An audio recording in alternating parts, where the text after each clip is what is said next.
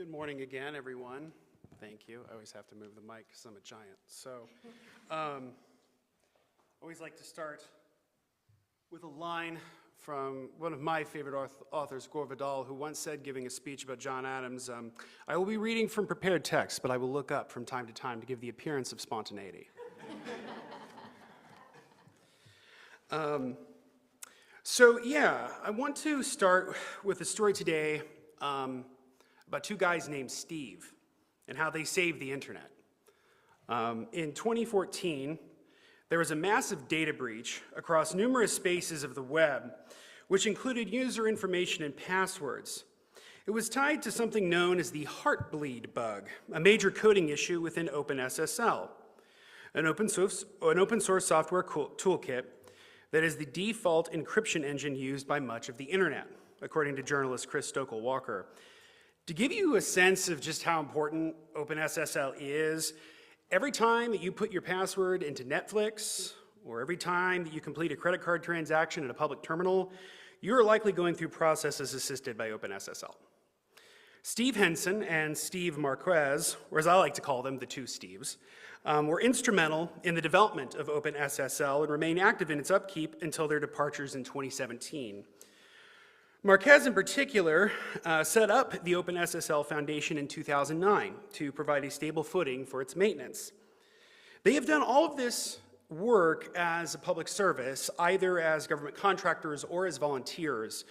With the Heartbleed bug meltdown in 2014, the two Steves worked overtime, with Henson assisting in revising code with other developers and Marquez facilitating contracts with business and government agencies. As a result, the Heartbleed panic was largely resolved, and the internet lived to fight on another day. Despite their Herculean efforts, OpenSSL continues to be underfunded and understaffed, all while threats to cybersecurity are still rampant. As Stokel-Walker wrote in his article about the two Steves, right now significant parts of the internet's cryptographic security rely on a tiny handful of people who are already stretched to the limits. If that fails, the modern world as we know it could cease to work as it should. Well, we should all be appreciative of the work of the two Steves and many others who make the internet a safer place. The story of OpenSSL demonstrates how precarious some of our foundational aspects of the internet really are. I'm also telling you this story about the two Steves for another fundamental reason. Technology is best served when passionate and dedicated human beings control its destiny. The problems of OpenSSL were created by humans and were only resolved by humans. Go to slide 3, please, of my presentation. One more. There we go. Perfect. We live in a world vastly different from what our parents and grandparents grew up in. We can move information at the speed of light, connect with anyone around the world, and provide the wealth of human knowledge to untold millions. Yet, like the story of OpenSSL, there's a sense in which our lives are more precarious. Security breaches, misinformation, and social media silos challenge our identities, our communities, and in some instances, challenge democracy itself. 5 companies, Amazon, Apple, Google, Meta, and Microsoft, effectively control how the majority of humanity interacts with technology, from e-commerce and social media to internet searches and smart devices. While our lives have been improved in numerous ways by their products, they've also been harmed in more subtle ways. Companies like Meta make their money via advertising, which is tailored to people via endless amounts of user data, very little of which we have any control over. Google has been deemed a monopoly by federal courts, using its outsized role in the marketplace to effectively dominate internet searches and online advertising.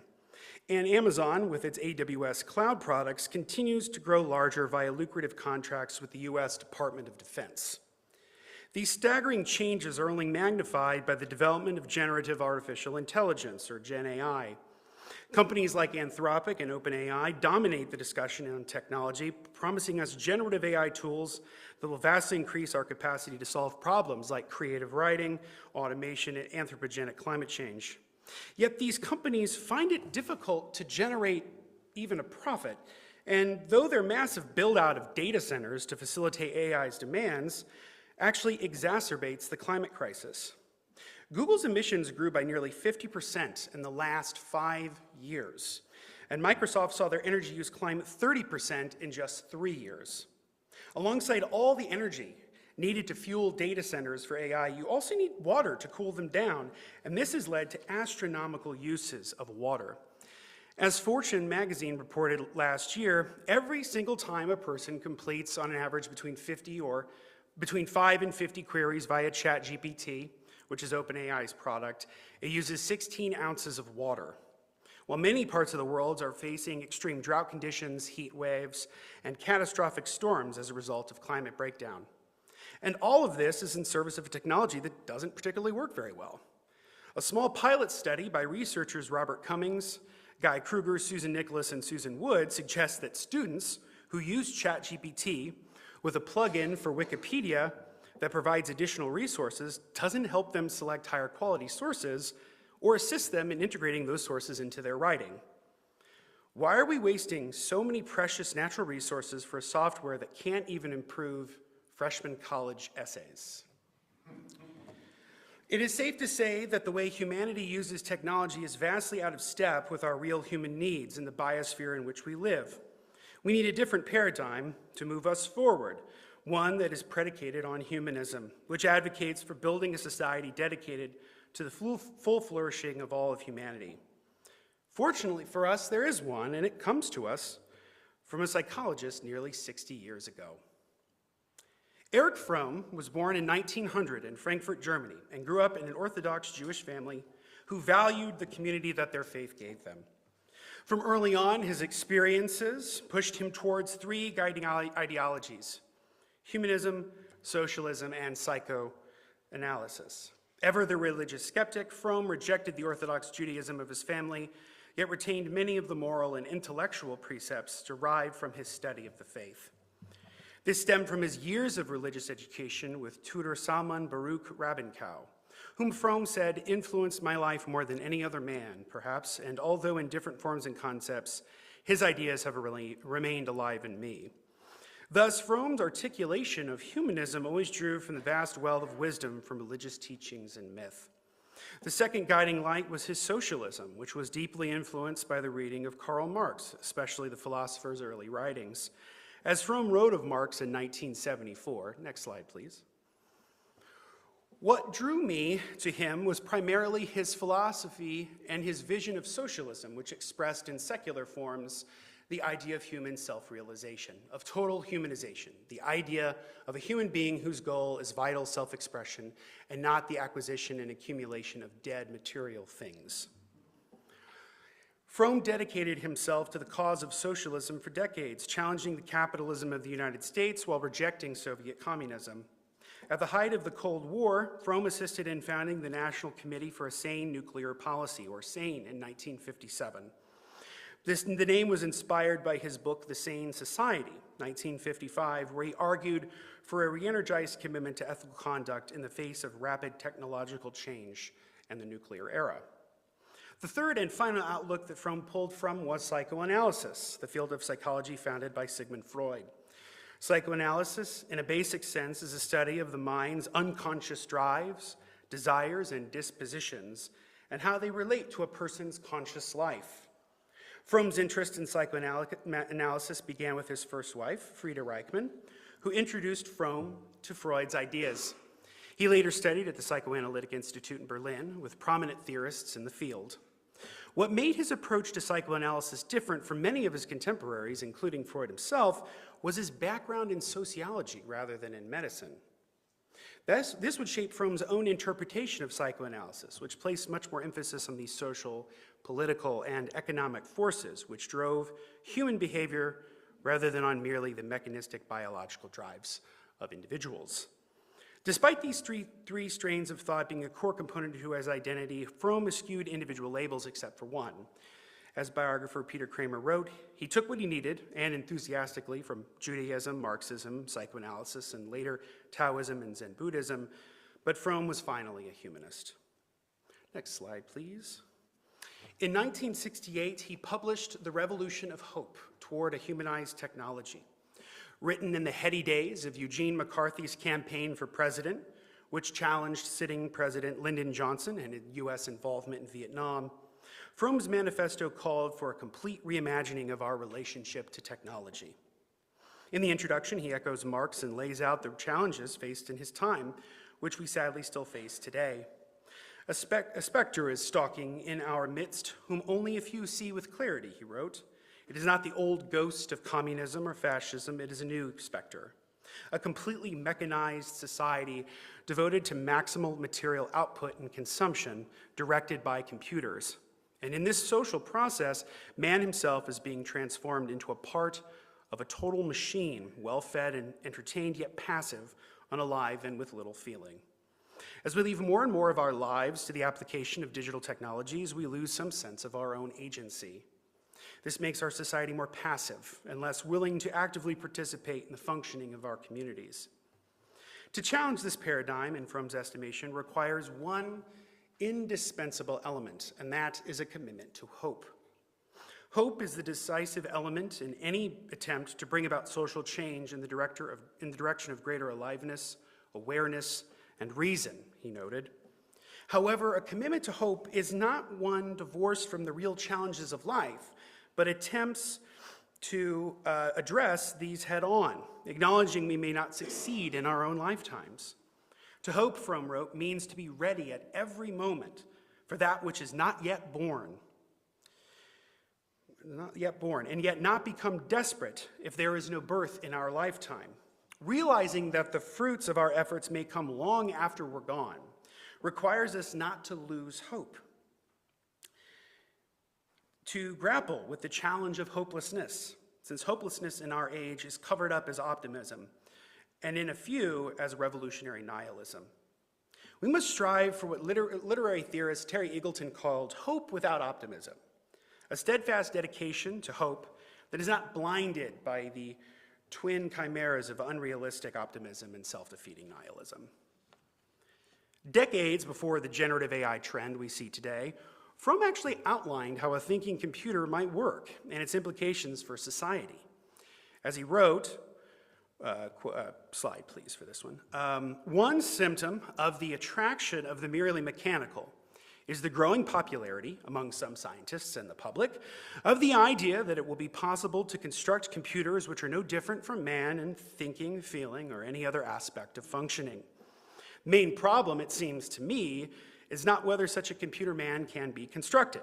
It is rather why the idea is becoming so popular in a historical period where nothing seems to be more important than to transform the existing man into a more rational, harmonious, and peace-loving being. One cannot help being suspicious that often the attraction of the computer man idea is the expression of a flight from life and from humane experience into the mechanical and purely cerebral. That's a lot, and I'll break it down.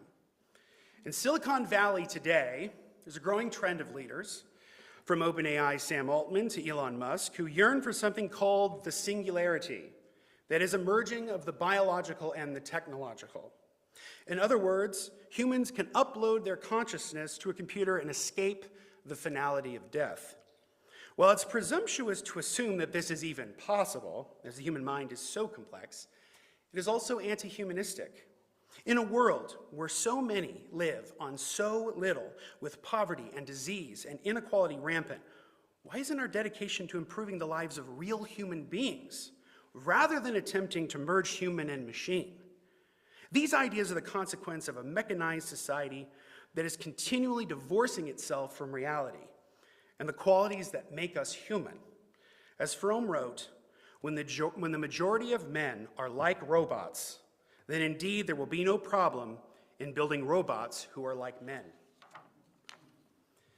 In the latter part of the book, Fromm provides us with an alternative, one that places technology firmly in the service of conscious, moral human beings. Machines and computers should become a functional part in a life-oriented social system, and not a cancer which begins to play havoc and eventually kills the system. Machines or computers must become means for ends which are determined by man's reason and will. What does this future look like? As a start, The economy must become under the control of the people in the service of meeting human needs, rather than merely to generate a profit and to grow the economy. Corporation planning, wrote Fromm, must be subject to control by the government, workers, and consumers. In other words, those for whom industry plans must have a voice in the decisions of industry. This is what he calls humanistic management, a method that is, in spite of the bigness of the enterprises, centralized planning and cybernation, the individual participant asserts himself towards the managers, the circumstances, the machines, and ceases to be a powerless particle which has no active part in the process. Only by such affirmation of his will can the energies of the individual be liberated and his mental balance be restored. Alongside a reimagining of the economy, Fromm also provided suggestions on reimagining democracy and the role of the engaged citizen, the basic foundation of which was education. On the basis of the facts, the informed, thoughtful, and critical citizen is capable of getting the basic information which he needs to form a picture of the fundamental issues, he wrote. Building on this, Fromm went further, advocating for universal public services that would provide citizens with their basic needs. And then slide, please, for the quote. A person has an inalienable right to live, a person has an inalienable right to live a life to which no conditions are attached, and which applies the right to receive the basic commodities necessary for life, the right to education and to medical care. Provided this principle were accepted, if a man, woman, or adolescent could be sure that whatever he did, his material existence would not be in jeopardy, but the realm of human freedom would be immensely enhanced. This immense enhancement of human freedom, tied to the expansion of social democratic rights, gives citizens the opportunity to pursue their own talents, passions, and goals, releasing them forever from the shackles of economic precarity. As citizens become well-read and well-fed, they will build a society based on empathy, compassion, and democracy, and the free development of all. This would potentially lead us beyond the parochialism of our own age, full of nationalist fervor and stifling in-group identities, and towards what Fromm called the solidarity of all men and the loyalty to life and to humanity, which must always take precedence over the loyalty to any particular group. In Fromm's view, these developments would be a cultural revolution that attempts to transform the spirit of alienation and passivity characteristic of our technological society. The aim of this transformation is a new man, whose goal in life is being, not having and using, one who aims at the full development of his powers of love and reason, and who achieves a new unity beyond thought and effect. Thus, technology would be deployed in the service of humanistic ends rather than destructive ends, and a new era of social and personal growth would begin. Next slide, please. In keeping with Fromm's recommendations, there are many things that we can do to move us toward a technologically humanistic society. First, we must resist the allure of generative AI. From energy and resource use to limited use cases, it is clear that the costs far outweigh the benefits. When you're writing something, don't use ChatGPT or Gemini or any of these other sources. Write it yourself. You'll not only enjoy it more, as writing is a very cathartic experience, but you'll likely think through your ideas more clearly. Another neat trick you can do is something my wife actually showed me the other day. If you want to do a Google search the old-fashioned way, you know, it was quick and you actually got good research results, type -AI at the end, and it gets rid of all that generated nonsense at the top and just gives you a good search results with links you would actually need. You can also download a web extension for Chrome that can be downloaded that does this automatically. And because the old way that Google used to work, it's much, much faster. So when you type it in, it pops up right away rather than taking a couple of seconds and then you get all the Gen AI stuff at the top that you don't want, that's not tied to any particular source. My hope for the world is that generative AI is a fad. The speculative bubble fueling it will burst, and we will return to a more sensible policy of conducting internet searches and completing creative work. Second, the United States government needs to enforce existing antitrust law and break big tech up. The 5 big companies I mentioned earlier, Amazon, Apple, Google, Meta, and Microsoft, clearly meet the criteria of monopolies, or at the very least, oligopolies, and should be split into different companies. For example, Google's ad business and its search business should be separate companies rather than 2 parts of the same whole that stifles competition. Amazon's cloud services should be a separate venture from its e-commerce business, as its outside influence over the economy pushes smaller competitors out of the market, especially third-party sellers. The United States prides itself in having a free market economy, but it's nothing of the sort, especially in tech. Real competition and innovation comes when companies that are considered too big to fail are broken up. If you need any indication that this is true, reflect on the last time the United States broke up a corporation, AT&T, in 1982.